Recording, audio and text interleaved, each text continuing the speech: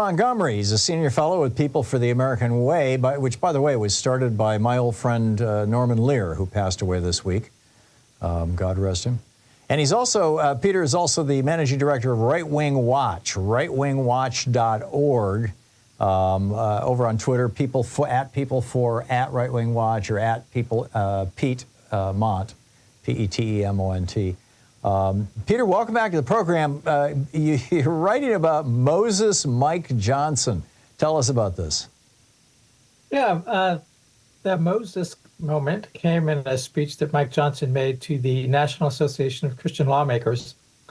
And it's a group of state legislators that embrace a sort of Christian nationalist worldview and agenda. And they had a gathering at the Museum of the Bible. And Mike Johnson was their keynote speaker. And he asked them to close it to the media because he wanted to be speaking to a friendly audience, which they did. And I actually had registered to attend, and they sent me my money back and didn't want me to attend. But they either forgot or somehow didn't think anybody would notice that they were also streaming their event live on Facebook. Oh. And one of my colleagues caught that. And so the speech that Mike Johnson made, where he told people that God had been preparing him to accept this leadership role, to make him a Moses for America in this Red Sea moment, that has now been able to be seen by millions of Americans, something that Mike Johnson wanted to keep behind closed doors. So what specifically is the problem here? I mean, there are a lot of people who feel like they're doing, if not God's will or Jesus's will, at least, kind of the right thing, or what the universe would want them to do, or what their destiny was, or what they were born to do. And that doesn't necessarily turn into disaster or a problem. Why should we be concerned about Mike Johnson taking these positions? Well, Mike Johnson is connected not to just this one particular network of state lawmakers. He is very intimately connected with some of the most visible Christian nationalist activists in the country, and suggest that the biblical worldview, which he said is the source for his view on politics and anything else, should be the our laws and society should be brought into alignment with that biblical worldview. And for Christian nationalists, that means, a total ban on abortion. It means reversing equality for LGBTQ people. And we also know from sociologists who have been studying Christian nationalism the last couple of years pretty intensely that people who hold these Christian nationalist views are more likely to support authoritarian politics, and even more likely to support violence if necessary to achieve their means.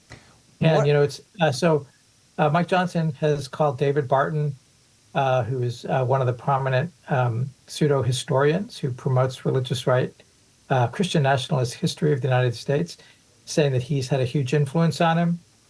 He has said that Jim Garlow, who is associated with the Dominionist New Apostolic Reformation, has had a big influence on him.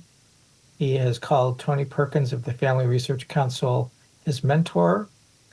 And he was formerly at the Alliance Defending Freedom, which has a very, as part of its generational wins agenda to sort of reimpose traditionalist social structures in the United States. One of those generational goals they had was overturning Roe, and they've done that. Another is getting rid of marriage equality. All right.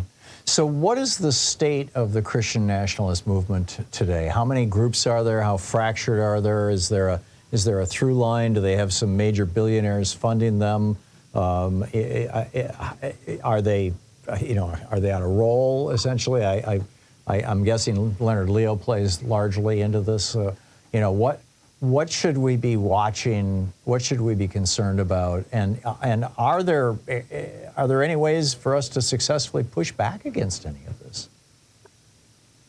Well, it is a fractured movement in some sense. The religious right is a very broad network of political organizations, universities, law schools, media networks, Christian right media networks.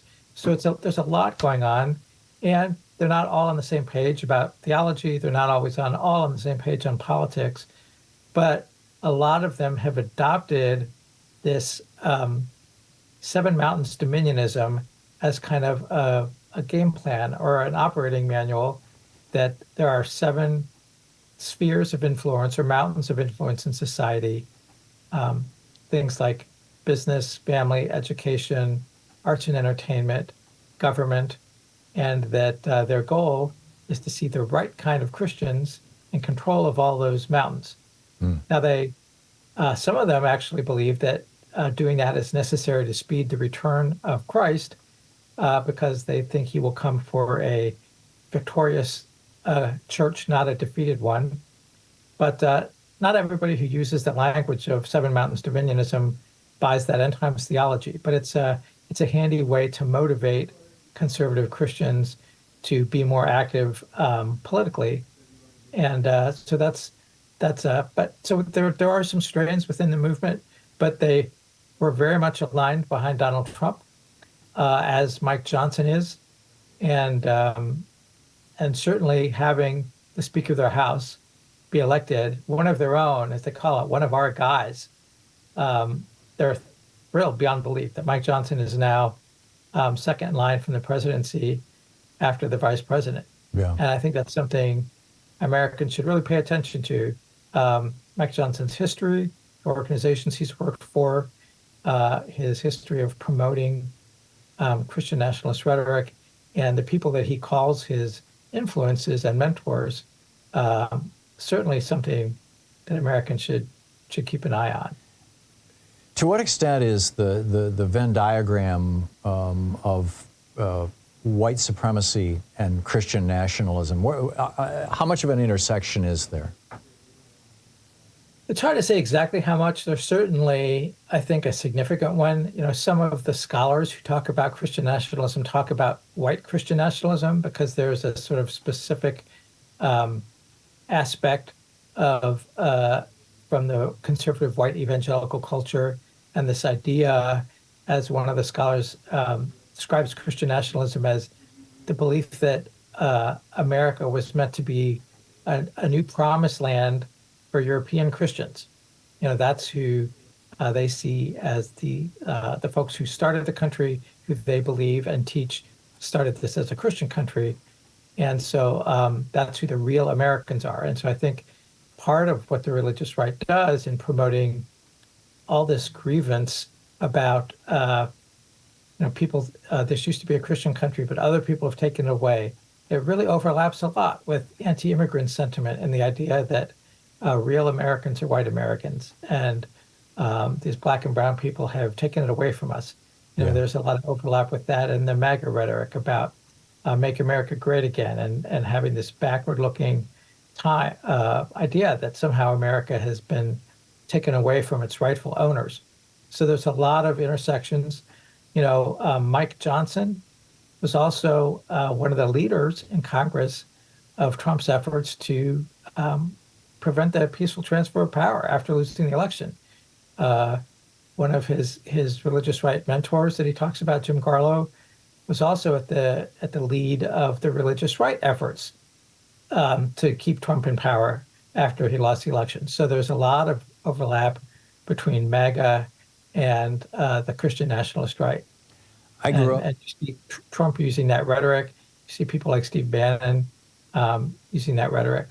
Right. Yeah, I grew up in the United Methodist Church, or my parents, attended, and so I've kind of kept track of it over the years. I don't attend church any longer. But it never seemed like they went crazy.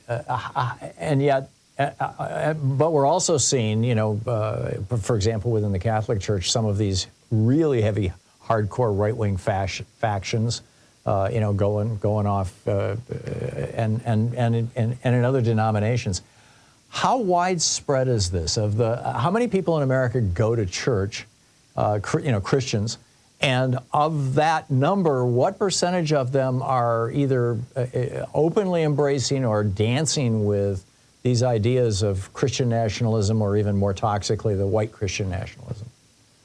Yeah, it's very hard to get a handle on specific numbers, things like that. Some of the sociologists who have been doing polling and trying to sort of classify and categorize the extent of Christian nationalism sort of have developed a scale. At one end are the real adherents. At the other end are people who are sort of sympathetic to Christian nationalist claims. I think by their estimate, maybe 10% of Americans are kind of hardcore on embracing Christian nationalist vision, and another 29% are sympathetic to it. Is that of Americans or of church-going Americans? I think that's of Americans. Wow. So that's a pretty good chunk of people. Yeah. And of course, that's very Christian nationalist views are much more heavily located in conservative white evangelicals. Sure. Yeah, I get it. Peter Montgomery, Senior Fellow with People for the American Way, Managing Director of Right Wing Watch. If you don't subscribe, do so. rightwingwatch.org. Check it out. Peter, thanks for dropping by.